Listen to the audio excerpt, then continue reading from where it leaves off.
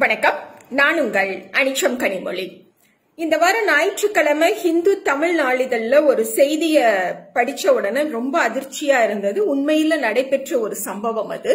ஒரு 7 வயது பெண் பிள்ளைக்கு தலையில பேன் நிறைய இருக்குதுன்னு அதை ஒழிக்கணும் அப்படிங்கறக்காக மெடிக்கேர் அப்படிங்கிற ஷாம்புவை அந்த பெண் பிள்ளையோட தலையில அவங்க அம்மா தடவிட்டு அது ஒரு 20 நிமிடம் தடையில அப்படியே இருக்கணுங்கிறனால அவங்க Facebookல சோசியல் மீடியாவை பார்க்கவும் அந்த 7 வயசு பொண்ணு டிவி பார்க்கவும் உட்கார்ந்துட்டாங்க.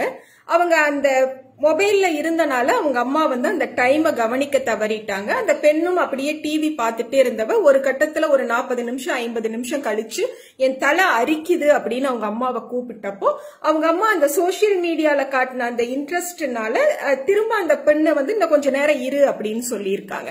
கிட்டத்தட்ட ஒரு 1.5 மணி நேரம் கழிச்சு அந்த பெண் என்னால முடியல, எனக்கு ரொம்ப என்னவோ மாதிரி இருக்குதுன்னு அவங்க அம்மா அந்த பெண்ணை கூட்டிட்டு போய் குளிக்க வச்சு கூட்டிட்டு வந்தப்போ அந்த 7 வயசு பெண்ணோட அந்த முகம் எல்லாம் ரொம்ப வீங்கி போன உடனே அவசரமா மருத்துவமனைக்கு கூட்டிட்டு போயிருக்காங்க.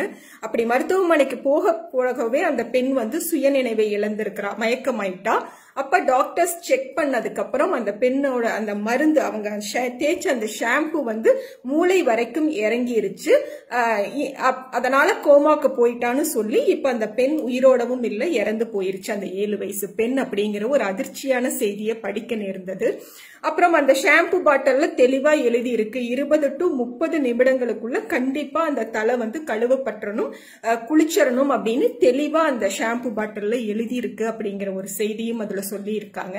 சோ அந்த உயிரை கொல்ல பேன் மாதிரியான உயிரை கொல்லுவதற்கு இருக்கக்கூடிய அந்த ஆற்றலோடு இருக்கக்கூடிய ஷாம்புவை முடிஞ்ச வரைக்கும் யூஸ் பண்ண வேண்டாம். அதுக்கு வேற ஏதாவது நேச்சுரல் ரிசோர்சஸ்ல என்ன ரெமெடி இருக்குன்னு பார்க்கலாம்.